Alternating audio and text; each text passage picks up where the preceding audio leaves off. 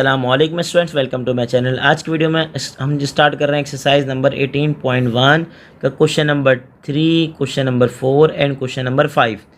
Question number 3, question number 4 and question number 5। तो चलें start करते हैं टाइम वेस्ट के बगैर। क्वेश्चन नंबर 3 जो कि बहुत ज़्यादा आसान होने वाला है। अब क्वेश्चन नंबर 3 में है क्या? क्वेश्चन नंबर 3 देखें।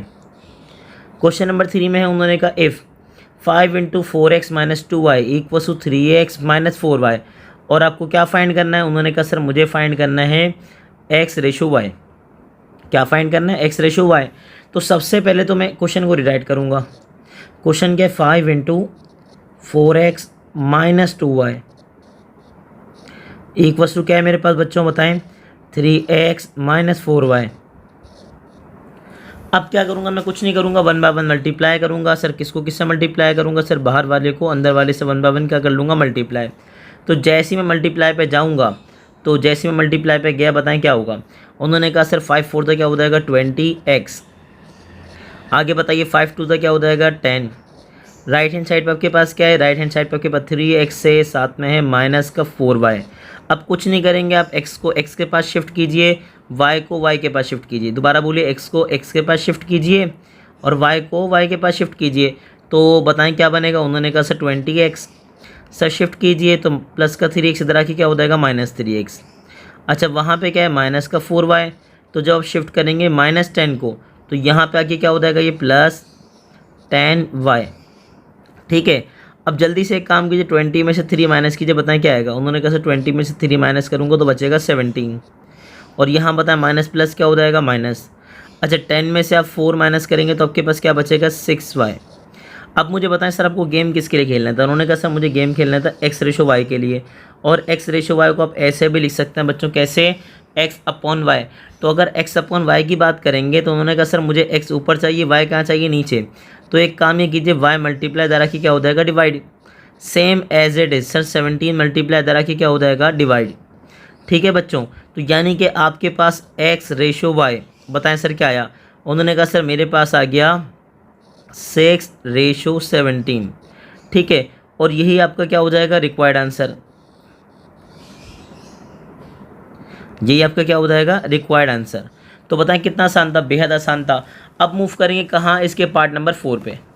इसका क्वेश्चन नंबर 2 जो कि बहुत आसान होने वाला है। फाइंड द, क्वेश्चन क्या है?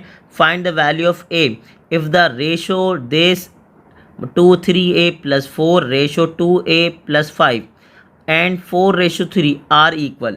कंडीशन क्या है? कंडीशन ये है कि आपको वैल्यू फाइंड करनी है ए की, और इस कंडीशन पे कि याद रखिएगा ये वाला रेशो जो फर्स्ट रेशो है वो किसके इक्वल हो जाए? सेकंड रेशो के। ठीक है।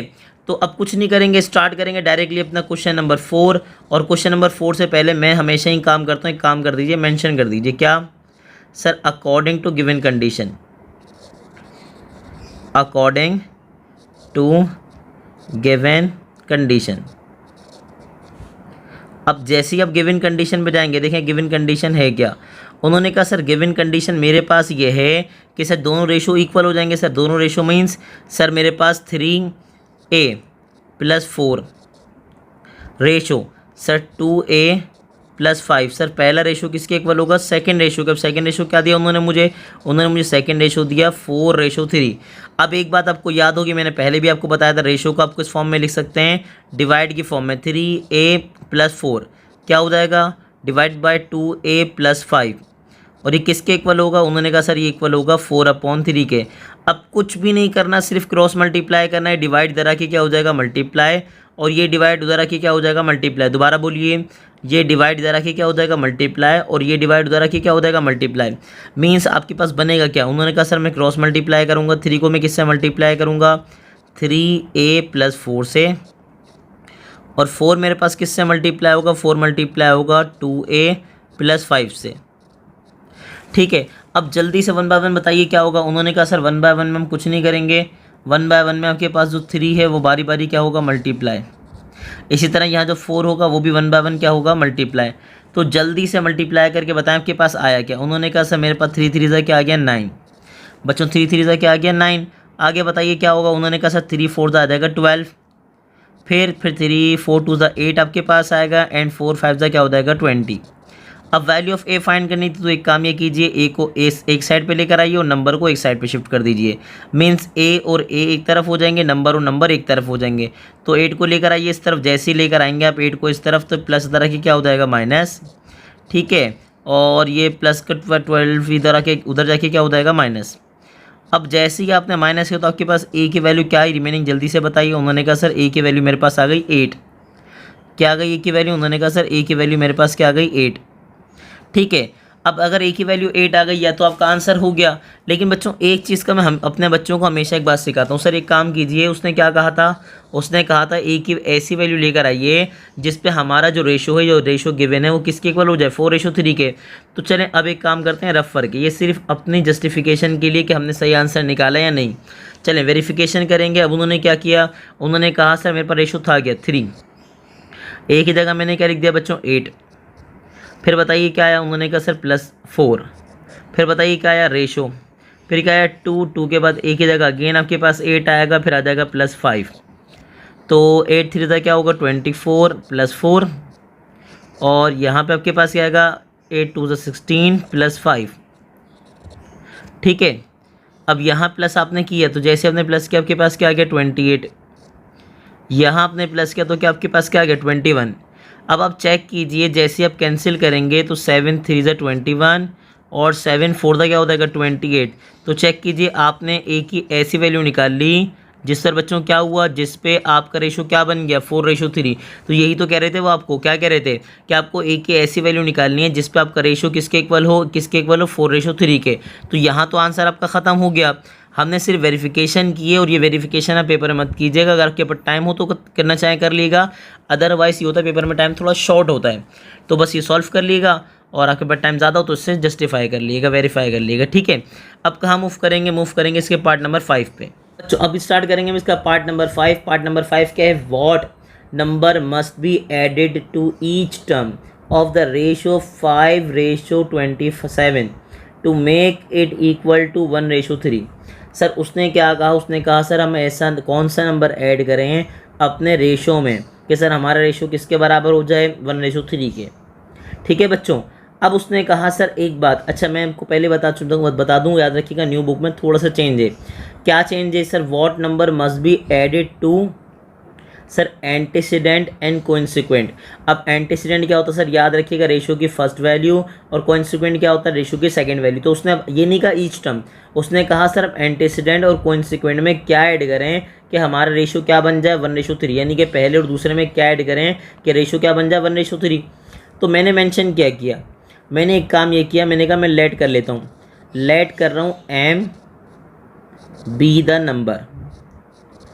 The number. उन्होंने कहा सर मेरे पास जो रिक्वायर्ड नंबर है बेसिकली वो क्या है m, ठीक है बच्चों, वो क्या है m।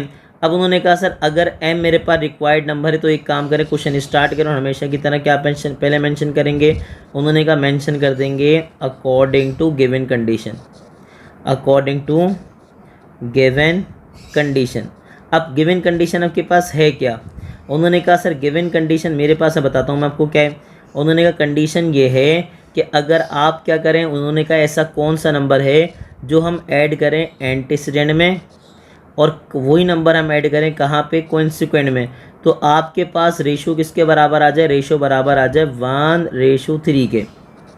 तो आपको वो रिक्वायर्ड नंबर m फाइंड करना है कि वो नंबर हम क्या ऐड करें पहले और दूसरे में कि रेशो क्या बन जाए 1:3 बन जाए। तो कुछ नहीं करना आपको, सिर्फ वही सिंप्लीफिकेशन करनी है। सर एक काम आपको पता है कि रेशो को किस में लेकर आ सकते हैं, डिवाइड में। तो 5 + m डिवाइड बाय क्या हो जाएगा 27 + m, ठीक है। और यहाँ पे क्या होगा इक्वल्स टू 1/3। अब क्या करेंगे, कुछ भी नहीं करेंगे, क्रॉस मल्टीप्लाई करेंगे। 3 को किससे मल्टीप्लाई करेंगे 5 + m से, और यहाँ पे 27 + m को किससे मल्टीप्लाई करेंगे 1 से, तो 27 + m। अच्छा मैं एक बात आपको यहाँ बता दूँ, मैं m क्यों लेता हूँ, देखिए मेरा नाम m से आता है ना, तो मैंने m लेट कर लिया। आपका नाम जिस अल्फ़ाबेट से आए तो अब वो वेरिएबल कंसीडर कर लिएगा। अच्छा एक बात देखिएगा, इसमें अमूमन एक्स सी लेता हूँ, तो देखें ये कोई कंफर्म नहीं है कि आप एक्स सी लें, आपको जो वेरिएबल अच्छा लग रहा है वो रख दिएगा, ठीक है।